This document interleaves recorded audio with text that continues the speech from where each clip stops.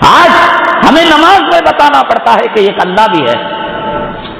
آج ہمیں بتانا پڑتا ہے کہ مومن جب سجدہ کرتا ہے تو اس کی پیشانی اللہ کے قدموں پر پڑتی ہے. ہمیں بتانا پڑتا ہے کہ ہم اللہ تبارک تعالیٰ سے نماز کے اندر مکالمہ کرتے ہیں. الحمدللہ رب العالمین اذا قال العبد قال اللہ تعالی حمیدنی عبدی. اللہ کہتے ہیں کہ بندے نے میری تعریف کی. مکالمہ ہوتا ہے. مومنوں کی معراج ہے یہ کیوں ہو رہا ہے؟ اس پر محنتیں کیوں نہیں ہیں؟ حضرت شاہ مولانا محمد الیاس صاحب رحمت اللہ علیہ اللہ کے راستے میں جماعت میں جایا کرتے تھے.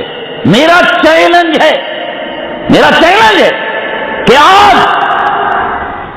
فرقوں کے اندر بٹے ہوئے لوگ فرقہ پرستی کا پیشاب پیے ہوئے ظاہری دیندار لوگ جنہوں نے امت کو تقسیم کر رکھا ہے، یہ خانقاہی لوگ ہیں، یہ مدارس کے لوگ ہیں، یہ مسجد کے لوگ ہیں، یہ جماعت کے لوگ ہیں، یہ فاتحہ کے لوگ ہیں. میں چیلنج دیتا ہوں یہ ہمارے اکابرین کے یہاں تقسیم نہیں تھی. ایک گلدستے کے پھول تھے، کوئی گلاب تھا، کوئی چمیلی تھی، کوئی موغرا تھا. ہر پھول کی مہک الگ تھی، ہر پھول کی رنگت الگ تھی، ہر پھول کا حسن الگ تھا. ایک پھول دوسرے پھول سے ٹکراتا نہیں تھا. ایک گلدستے کے اندر سموئے ہوئے تھے. کون سا عذاب اس امت پر آ چکا ہے. میں تو خدا کی قسم کہتا ہوں کہ امریکہ اس کے یہود و نصارہ کے ایجنٹ ہمارے جماعتوں کے اندر بھیج کر ہمیں کاٹ رہا ہے اور یوں کہہ رہا ہے دیوبندی تو حق پر ہے، جماعتی تو حق پر ہے، تو ہی حق پر ہے، امام تو ہی حق پر ہے، معذم تو ہی حق پر ہے، چندہ لینے والا تو ہی حق پر ہے، خانخواہ سب ملیں گے تو دین بنے گا. رسول اللہ صلی اللہ علیہ وسلم کی بعثت کا مقصد والذی بعث فی الامیین رسولا منہم یتلو علیہم آیاتہ ویزکیہم ویعلمہم الکتاب والحکمہ. کتاب بھی سکھائی، حکمت بھی سکھائی، تزکیہ بھی کیا، مدرسہ بھی، مسجد بھی، مولوی بھی، ملا بھی، مجاہد بھی، یہ سب ملیں گے تو دین ملے گا. یہاں اگر یہ کرسی پر ظہر کی نماز کے بعد سبحانیہ مسجد میں رضاخانی عالم آئے، آپ نہیں بیٹھیں گے، رضاخانی لوگ بیٹھ جائیں گے.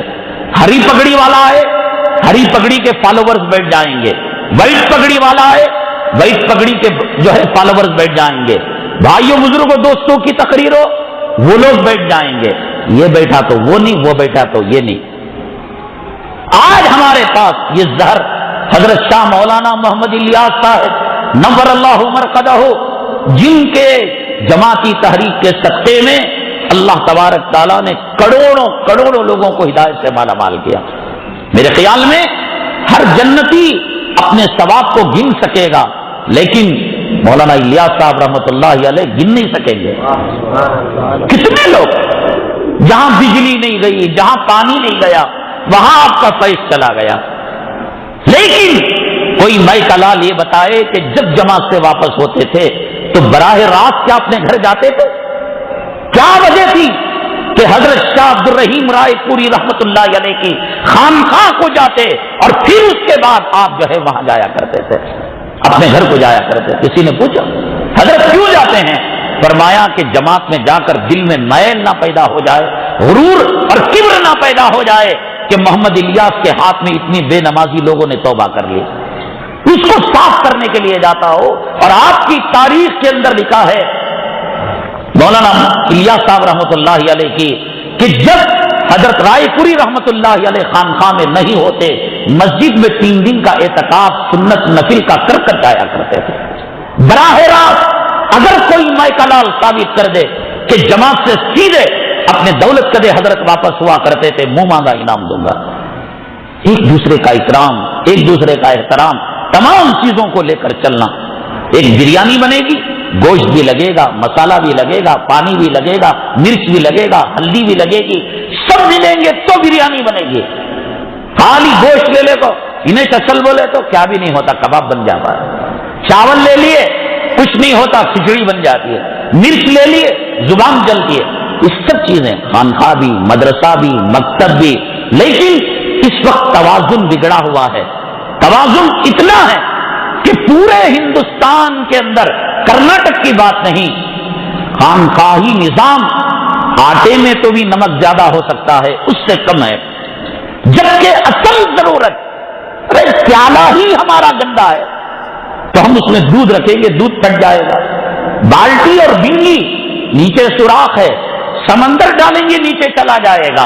یہ نمازیں بیکار، یہ روزے بیکار، یہ محنتیں جو ہے اللہ کے راستے کی بیکار، جب تک کہ قلب مصفا مزکا نہ ہو. دور اثر میں، خیر القرون میں، جب رسول اللہ صلی اللہ علیہ وسلم کو مسجد نبوی میں، ریاض الجنہ میں ایک صحابی کے وضو کے نفل کا اثر پڑ سکتا ہے، تو اس زمانے کے اندر اتنے گناہوں کا اثر کیا ہمیں نہیں پڑ سکتا؟ بہت سخت ضرورت ہے اس دل کو سیخل کرنے کی. حدیث پاک کے اندر نبی کریم جناب محمد رسول اللہ صلی اللہ علیہ وسلم نے فرمایا 7 قسم کے آدمی اللہ کے عرش کے سائے میں رہیں گے. ان میں سے ایک فرمایا شاب نشأ فی عبادت اللہ، وہ نوجوان جو اللہ کے عبادت میں جس نے اپنی نوجوانی گزار دی، جس نے دل کو سیخل کر کر پاک کر کر اللہ کو راضی کیا. عطیہ سالم مدینہ طیبہ کے چیف جسٹس تھے، اب ہے نہیں، مجھے علم نہیں. مدینہ طیبہ کے اندر مسجد نبوی صلی اللہ علیہ وسلم میں جہاں حدیث کے درس کے حلقے لگتے ہیں، حضرت عطیہ سالم وہاں موطا امام مالک پڑھایا کرتے تھے. ایک مرتبہ بڑے اللہ والے تھے، اہل عرب کے اندر بھی اللہ والے، موطا امام مالک کا درس دے رہے تھے. یہ حدیث آئی کہ شاب نشأ فی عبادت اللہ، وہ بھی اللہ کے عرش کے سائے میں رہے گا. بڑے دکھ سے، بڑے درد سے کہا آپ نے کہ پاک دل کے ساتھ اللہ کی عبادت کرنا چاہیے، اللہ کے پاس صاف دل ہو کر جانا چاہیے. صومالیہ کا ایک اسٹوڈنٹ، ایک طالب علم اس حدیث کے حلقے میں، اس درس حدیث کے مجلس میں بیٹھا ہوا تھا. اس نے یہ کہا کہ اپنے ہی بات کی کہ ایک آدمی بہت سارے گناہ کر لیا، زنا بھی کر لیا، شراب بھی پی لی، داڑھی بھی مڈا لی، چوری بھی کر لی. اب اس حدیث کو سننے کے بعد وہ توبہ کرتا ہے اور پھر اپنی بقیہ زندگی اللہ کی عبادت میں لگاتا ہے، تو کیا اللہ تعالیٰ اسے بھی عرش کا سایہ دیں گے؟ حدیث میں تو توبہ کی بڑی فضیلت ہے. التائب من الذنب کمن لا ذنب لہ، گناہوں سے توبہ کرنے والا ایسا ہے کہ اس نے گویا گناہ ہی نہیں کی. بہت خیر، وہ الگ بات ہے، آپ جانتے ہیں وہ بات. یہاں مجھے یہ عرض کرنا ہے، حضرت عطیہ سالم جو محدث کبیر تھے، مسجد نبوی صلی اللہ علیہ وسلم میں نبی کے روزے کے قریب موطا امام مالک پڑھایا کرتے تھے. اپنی منڈی کو نیچے کر لیا، چہرے کو نیچے کر لیا، بہت دیر تک خاموش رہے. اس کے بعد صومالیہ کے طالب علم کے بارے میں کہا، بیٹے کپڑے 2 قسم کے ہوتے ہیں، ایک نیا کپڑا ہوتا ہے اور ایک میلا کپڑا ہوتا ہے جس کو دھویا جاتا ہے، دھلا ہوا. بیٹے دونوں کپڑوں میں زمین آسمان کا فرق ہے. اللہ نے تیرا قلب نیا دیا تھا، اس کو میلا کر کر دھونے میں اور اس قلب کو گناہوں سے بچا کر لے جانے میں اتنا ہی فرق ہے جتنا میلے کپڑے کو دھونے اور نئے کپڑے میں فرق ہے. یہ سب اونچی باتیں ہیں. بہرحال آج اس بات کی بڑی سخت ضرورت ہے. یہ جو حماقت ہے نا، میں جو کام کر رہا ہوں انا ربکم الاعلی، یہ صحیح، مولوی جو کر رہا ہے بیکار، مدرسہ جو پڑھا رہا ہے بیکار، تقریر جو ہو رہی ہے بیکار، قرآن کا درس ہو رہا ہے بیکار، تفسیر ہو رہی ہے جو بیکار. یہ کیوں؟ قلب مصفا نہ ہوا، قلب مزکا نہ ہوا. ہم دودھ تو لے رہے ہیں لیکن وہ دودھ کے برتن کے اندر پاخانہ لگا ہوا ہے، جس کی وجہ سے اس دودھ کے اندر گوبر کی بدبو آ گئی ہے. اور شیطان نے ہمیں دھوکہ دے رکھا ہے کہ تمہارے برتن میں دودھ ہے لیکن برتن گندا ہے.